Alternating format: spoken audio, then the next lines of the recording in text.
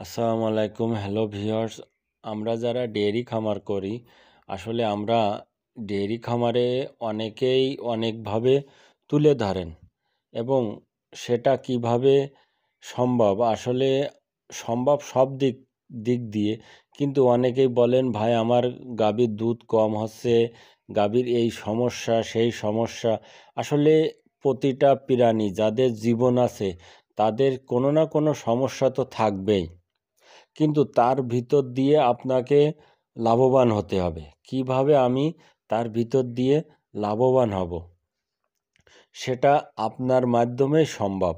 আপনি যদি তাদের ভালোভাবে ট্রিটমেন্ট করেন, ভালোভাবে দেখাশুনো করেন, আসলে এই সমস্যাটা আর দেখা দেবে না।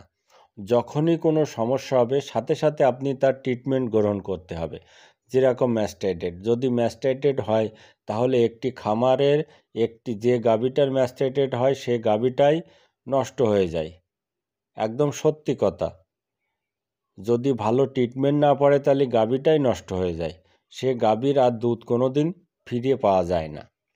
আসলে আমরা যারা ডেয়ারি খামার করি, আসলে দেখেছিলেন আমার এই জায়গায় কতগুলো গোবরি সার ছিল, ওই পাশে আর একটা ছিল। এই গোবরি সারগুলো আমি 6 মাস পর পরই বিক্রি করে দিই। তা 6 মাস পরে আমি 20,000 টাকা করে বিক্রি করি, কোনো 6 মাস পরে 20,000, কোনো 6 মাস, মানে বছরে প্রায় 35 বা কোনো কোনো বছর 40,000 এরমভাবে গোবরি সার আমি বিক্রি করি।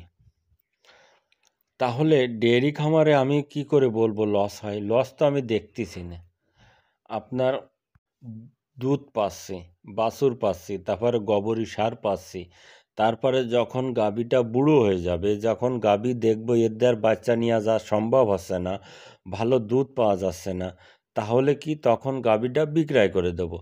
তাহলে লস আমি কোথায়? আমি কোনো জায়গায় তো লস দেখতেছি না। এখানে সম্পূর্ণ গোবরি সারে ভরা ছিল, আমি সম্পূর্ণ গোবরি সারটি বিক্রয় করে দিয়েছি। 20,000 টাকা গোবরি সার আমি বিক্রয় করে দিয়েছি। আমাদের এখানে গোবরি সার প্রচুর পরিমাণ বিক্রয় হয় এবং সেটা জমিতে ব্যবহার করা হয়। আমার নিজের জমিতেও কিছু ফেলাইছি এবং কিছু বিক্রয় করে দিয়েছি। এই পাশে যে ইটা ছিল, আমার 3 জায়গায় গোবরি সার ছিল, 3 জায়গার গোবরি সার আমি বিক্রয় করে দিছি। এই জায়গার সারটা এখনও নিয়ে যায়নি, এটা কালকে সকালে সম্পূর্ণ নিয়ে যাবে। তাহলে আমরা কিভাবে বলবো যে ডেয়ারি খামারে লস হয়? আপনার দুধ পাচ্ছেন, বাছুর পাচ্ছেন, গাভী বিক্রয় করতে পারতেছেন, তারপরে আপনি পাচ্ছেন, গোবরি সারও বিক্রয় করতে পারতেছেন, সব কিছু বিক্রয় করতে পারতেছেন, তাহলে ডেয়ারি খামারে লস কোথায়? লস তো আমি দেখতেছি না। হ্যাঁ, লস এক জায়গায় আছে, সেটা হলো পরিকল্পনাভাবে আপনি খামারটা পরিচালনা করতে পারতেছেন না। আপনার ভিতরে কোনো না কোনো একটা সমস্যা আছে, সেই সমস্যার কারণে আপনি খামারে প্রতিনিয়তই আপনি লসের সম্মুখীন হচ্ছেন। আসলে মেন কথা কি জানেন? একটা গাভীর কখন কি যখনই সমস্যা হবে তখনই তড়িঘড়ি করে তার সেটা ট্রিটমেন্ট গ্রহণ করতে হবে। যে আজকে করব না কালকে যেয়ে করব, এটা করা যাবে না।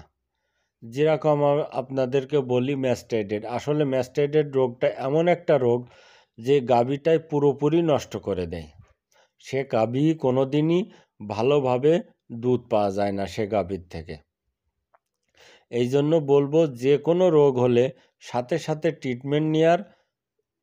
ট্রিটমেন্ট নিতে হবে এবং সাথে সাথে বড় ডাক্তার নিয়ে এসে তাকে ট্রিটমেন্ট করিয়ে ভালো করতে হবে। তা না হলে আপনি লসের দিকে যাবেন। যেরকম বাছুরগুলো, ছোট বাছুরগুলো হয়েছে আপনার, আপনি ভালোভাবে তাদের কেয়ার করেন না। এখনকার সময় শীতকালীন সময় বাছুরদেরকে অনেক ভালোভাবে কেয়ার করতে হয়। তাদের আরামদায়ক একটা বাসস্থান তৈরি করতে হবে যেখানে সবসময় গরমভাবে গরম আবহাওয়া থাকে, সেইভাবে একটা জায়গা তৈরি করতে হবে বাছুরদের জন্য।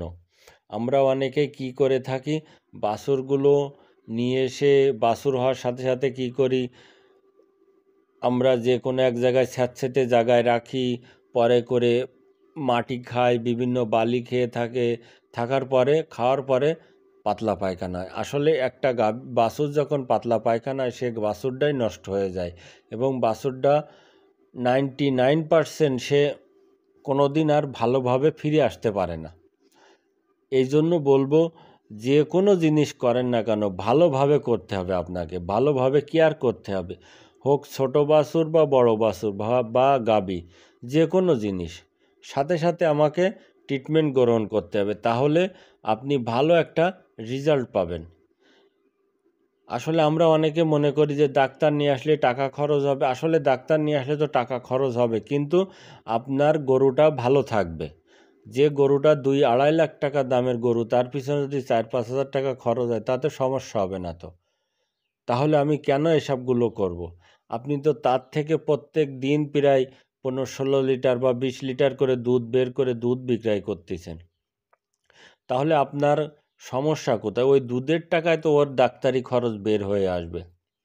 তাহলে আপনি এসবগুলো ভুল করবেন কেন? এই ভুলটা কোনো সময় করবেন না। অবশ্যই যে কোনো রোগ হলে সাথে সাথে ওদেরকে ট্রিটমেন্ট গ্রহণ করতে হবে। আমার এই ভিডিও ভালো লাগলে অবশ্যই সাবস্ক্রাইব করে আমার পাশে থাকবেন, লাইক ও শেয়ার করবেন। খোদা হাফেজ।